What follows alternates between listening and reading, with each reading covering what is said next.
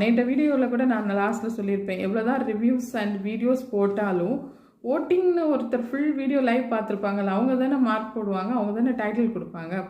நம்ம editing videos பார்க்குறதோ reviews பார்க்குறதுனாலே கிடைக்கிற ஓட்டு வந்து அங்கே செல்லுபடி ஆகாது அப்படின்னு சொல்லியிருந்தேன். ஃபுல் லைவ் பார்த்து தான் டைட்டில் கொடுப்பாங்க.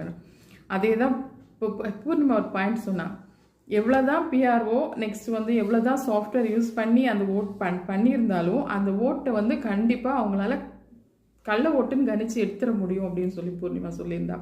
ரொம்ப ஹாப்பியாக ஃபீல் ஆச்சுது. அது வந்து நம்ம வந்து உண்மையாக போடுற ஓட்டுக்கு வந்து ஒரு டிக் இருக்குமா, கள்ளத்தனமாக போடுற ஓட்டுக்கு வந்து அந்த டிக் விழாதான். அந்த டிக் விழாததுனால அந்த ஓட்ஸ் வந்து ரிஜெக்ட் ஆகி போயிடுமா. அப்போ இந்த ஓட்டு தான் நம்மளுக்கு நார்மலாக இப்போ பப்ளிக் சோஷியல் மீடியாவில் இஷ்யூ ஆகிட்டு இருக்கு. ஆனால் அவங்க டிஸ்னி இந்த மாதிரி விஜய் டெலிவிஷனுக்கு அந்த ஓட்டிங் போகும்போது அவங்களால அந்த தப்பான ஓட்டை வந்து